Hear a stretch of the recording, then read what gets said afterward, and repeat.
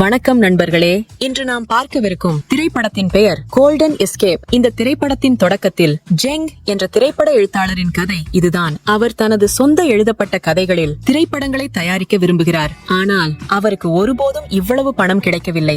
வறுமையின் வாழ்க்கையால் சோர்வடைந்தார். இப்போது ஒரு திரைப்பட தயாரிப்பாளரால் அழைக்கப்படுகிறார். அவர் தனது புதிய படத்திற்காக ஒரு கதையை எழுதும் பணியை வழங்கினார். அவர் இங்கு வந்து இந்த தயாரிப்பாளரை மிகவும் மோசமான மனிதர் என்று பார்க்கிறார். அவர் ஏற்கனவே இங்கே இருந்த ஒரு எழுத்தாளரை தாக்கினார். ஏனெனில் அவர் சரியான நேரத்தில் கதையை முடிக்கவில்லை. ஜெங் கூட கதையை முடிக்கவில்லை. தயாரிப்பாளர் தனக்கு மோசமாக எதையும் செய்வதற்கு முன்பு அவர் தயாரிப்பாளரிடம் மன்னிப்பு கேட்கிறார். மேலும் தனது கதையை முடிக்க மற்றொரு மாத நேரம் அவரிடம் கேட்கிறார். ஆனால் தயாரிப்பாளர் அவருக்கு 4 நாட்கள் கொடுத்து அவரை வெளியேற்றுகிறார். அவர் வீட்டிற்கு வரும்போது அவர் வேலை செய்ய தொடங்குகிறார். அவரது மனதில் எதுவும் இல்லை. ஒரு பக்கம், 2 பக்கங்கள் மற்றும் 100 பக்கங்களை கிழித்த பின் அவர் சலிப்படைந்து அருகிலுள்ள தனது தாத்தா அனுப்பிய ஒரு பார்சலை திறக்கிறார். இந்த பார்சலில் ஒரு கடிதமும் இருந்தது. அவர் படிக்கும் போது தூங்கிவிட்டார். ஒரு கனவில் அவரது தாத்தா அவரிடம் வந்து அவரிடம் ஒரு கதையை சொல்லத் தொடங்கினார். எங்கள் பழைய வீட்டின் கீழ் மில்லியன் கணக்கான தங்கம் புதைக்கப்பட்டுள்ளது என்று அவர் அவரிடம் சொல்லிக் கொண்டிருந்தார். ஆனால் அந்த வீட்டை உடைத்த பிறகு அங்கு ஒரு சிறை கட்டப்பட்டுள்ளது.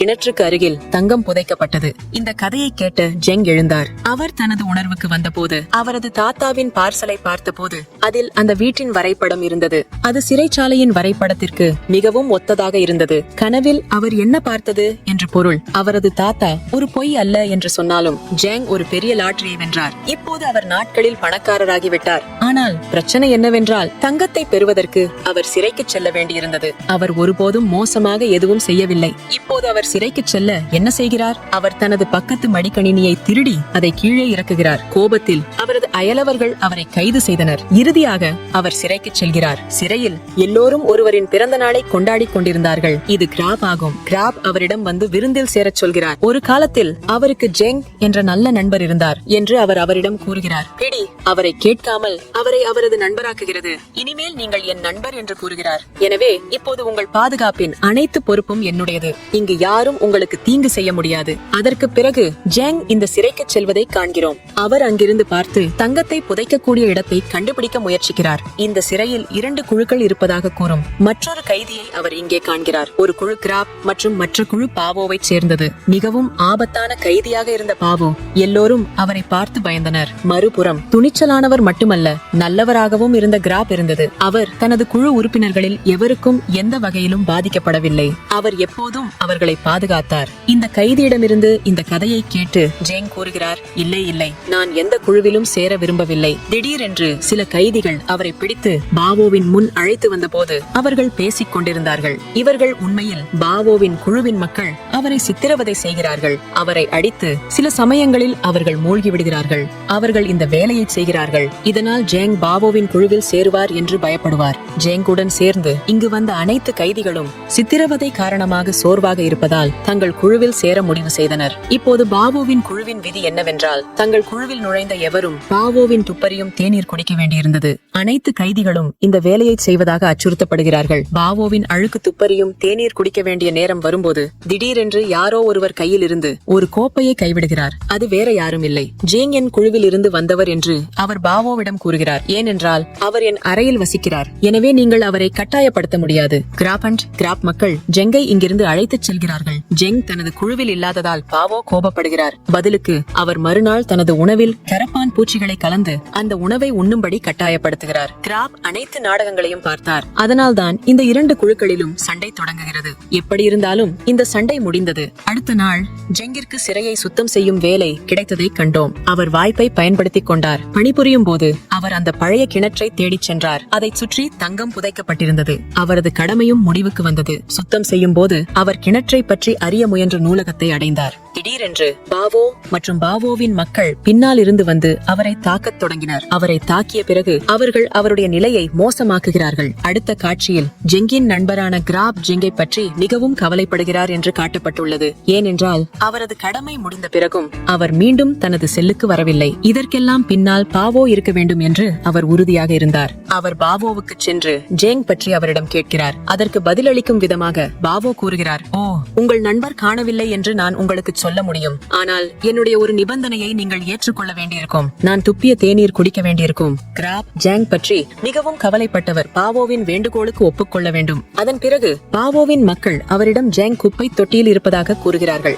நேரத்தை வீணாக்காமல் கிராவும் அவரது நண்பர்களும் குப்பை தொட்டிக்கு செல்கிறார்கள். அவர்கள் சாங் உள்ளே பூட்டப்பட்டிருப்பதை காண்கிறார்கள். அவரது வாய் ஒரு பிளாஸ்டிக் மடக்குடன் மூடப்பட்டது. ஏனெனில் அவர் எந்த நேரத்திலும் இறந்திருக்க மாட்டார். ஆனால் கடவுளுக்கு நன்றி, கிராப் இங்கு வந்தார். பாவோ தனது அவமானம் மற்றும் அவர் தனது நண்பருக்கு செய்த அநீதிக்கு பழிவாங்க கிராப் முடிவு செய்கிறார். இதற்காக ஜெங்கும் தயாராக இருக்கிறார். பாவோ அவரை அடித்து அவர் பாவோவுடன் ஒரு எதிரியை உருவாக்கியதால் அல்ல, உண்மையில் அவரது கவனம் அனைத்தும் அவரது பணியில், அதாவது தங்கத்தை பெறுவதற்கானது. இந்த இரு குழுக்களும் போராடினால் சிறையில் தங்கம் புதைக்க அவருக்கு போதுமான நேரம் கிடைக்கும் என்று அவர் நினைத்துக் கொண்டிருந்தார். அடுத்த காட்சியில் இரு குழுக்களும் போராடுகிறார்கள். எல்லோரும் ஒருவருக்கொருவர் சண்டையிட்டுக் கொண்டிருந்தார்கள். பாவோவும் அவரது ஆட்களும் பின்னால் வந்து அவரை அடித்து நொறுக்கினர். நான் என்னை பாதுகாக்க முடியும், நீங்கள் என் வாழ்க்கையில் வந்துவிட்டதால் என் வாழ்க்கை கடினமாகிவிட்டது. இந்த சோகமான கிராப் அவர் ஜெங்கை தனது நண்பராக கருதினார். அவர் இப்போது ஜெங் தனது கதையை சொல்கிறார். அவர் ஏன் எப்போதும் ஜெங்கிற்கு இவ்வளவு அக்கறை காட்டுகிறார்? ஜெங் என்ற அவரது பழைய நண்பர் அவர் குண்டர்களிடமிருந்து கிராப்பை காப்பாற்ற தனது உயிரை கொடுத்தார். நண்டு தனது பழைய நண்பரை ஜெங்கில் பார்த்தார். அவர் இறந்த பிறகு, அந்த நாளிலிருந்து நான் சத்தியம் செய்தேன், என் நண்பர் என் உயிரை காப்பாற்றியது போலவே நான் எப்போதும் என் தோழர்களை கவனித்துக் கொள்வேன். அதனால்தான் நான் உங்களுக்கு உதவுகிறேன். இதை கேட்டு ஜெங் உணர்ச்சி வசப்படுகிறார். இப்போது அவர் அவரிடம் வந்து தனது சிறைக்கு வருவதற்கான உண்மையான காரணத்தை விளக்குகிறார். தனது குடும்பத்தின் தங்கத்தை திருட தனது அடித்தளத்தில் இருந்து வந்ததாக ஜெங் அவரிடம் கூறுகிறார். ஜெங் தனது பணியில் உதவுவார் என்றும் அதற்கு பதிலாக ஜெங்கிலிருந்து தங்கம் எதுவும் தேவையில்லை என்றும் கிராப் முடிவு செய்திருந்தார். அவர்கள் இப்போது தங்கத்தை திருட சரியான திட்டத்தை மேற்கொண்டனர். முதலாவதாக அவர்கள் ஸ்டோர் ரூமுக்கு செல்ல வேண்டியிருந்தது. அங்கு அவர்கள் காவலரின் கழுத்தில் ஒரு விசித்திரமான ரசாயனத்தை தெளிக்கிறார்கள். இது அவரது கழுத்தில் ஒரு ஒவ்வாமையை ஏற்படுத்துகிறது. மேலும் அவர் அவசர காலத்தில் மருத்துவ அறைக்கு அழைத்துச் செல்லப்படுகிறார். அவருக்கு வாய்ப்பு கிடைக்கும் போது கிராப் அவரது சீருடையை திருடுகிறார். ஜாங் தனது சீருடையை அணிந்து ஸ்டோர் ரூமுக்கு செல்கிறார். அங்கு அவர் சிறைச்சாலையின் புதிய வரைபடத்தை காண்கிறார். அதன்படி தங்கம் புதைக்கப்பட்ட பழைய கிணறு இப்போது சலவை அறையில் இருந்தது. அவர்கள் அவசரமாக சலவை அறையை அடைந்தனர். வரைபடத்தின்படி கிணறு இருந்திருக்க வேண்டிய ஒரு சுவரை கண்டார்கள். அவர்கள் அதை உடைத்தால் இந்த சுவரின் பின்னால் உள்ள கிணற்றை கண்டுபிடிப்பார்கள் என்று அவர்கள் உறுதியாக நம்பினர். அவர்கள் இந்த சுவரை உடைக்கிறார்கள். அதன் பின்னால் அவர்கள் மிகவும் ஆபத்தான மற்றும் பயமுறுத்தும் பகுதியை காண்கிறார்கள். அவர்கள் ஒரு பெரிய வெளிச்சத்தை எடுத்து நுழைகிறார்கள். ஆனால் இங்கே அவர்கள் கிணறோ அல்லது தங்கையோ காணவில்லை. தோல்வியுற்றது வருத்தமாக இருக்கிறது. இப்போது அவர்கள் திரும்பி வரவிருந்தனர். கிராப் திடீரென்று இங்கே ஒரு குச்சியை பார்க்கிறார். அவர் இந்த குச்சியை நேர பாசுக்காக எடுத்துக்கொள்கிறார். அவர் இந்த குச்சியை எடுக்கும் போது ஒரு மறைவை அங்கே திறக்கிறது. இந்த மறைவில் பல தங்க கம்பிகள் இருந்தன. அவற்றின் விலை $500 மில்லியன் அதிகமாக இருக்கலாம். இதை பார்த்து ஜெங்கின் கண்கள் திறந்திருந்தன. ஜெங் முதலில் பிடிக்க சில தங்க கம்பிகளை கொடுத்தார். ஆனால் இந்த தங்கத்தில் எனக்கு உரிமை இல்லை என்று கிராப் கூறுகிறார். இது உங்கள் தங்கம், நீங்கள் அதை எடுத்துக் கொள்ளுங்கள். அவர்கள் இப்போது அனைத்து தங்கத்தையும் ஒரு துணியில் மறைத்து சலவை அறையில் வைத்திருக்கும் துணிகளை கொண்டு வெளியே வருகிறார்கள். சலவை ஆடைகள் 22ஆம் தேதி சிறையிலிருந்து வெளியேறும் என்பதை அவர்கள் அறிந்திருந்தனர். இது ஜெங்கையும் சிறையில் இருந்து விடுவிக்க வேண்டிய நாள். அவர்களின் திட்டம் வெற்றி பெறவிருந்தது.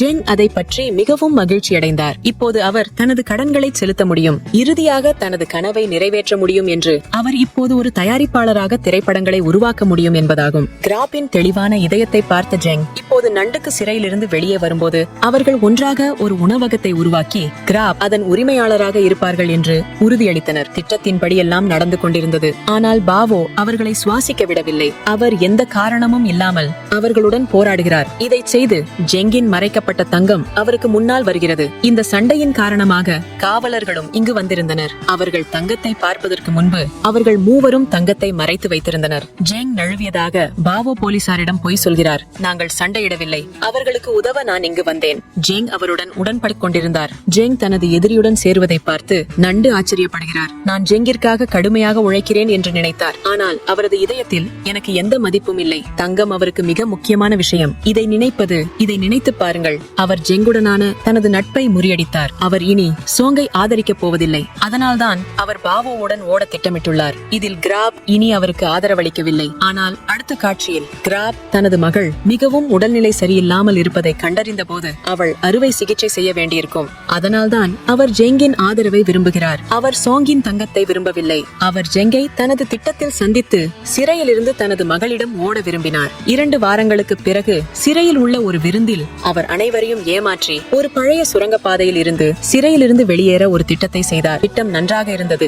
ஆனால் ஒரு புதிய சிக்கல் இருந்தது. 22ஆம் தேதி விடுவிக்கப்படவிருந்த ஜெங் அவர் தனது தங்கத்துடன் எப்படி வெளியே செல்வார்? சிறையிலிருந்து வெளியேற அவர் பாவோவுடன் திட்டத்தை பின்பற்ற வேண்டியிருந்தது.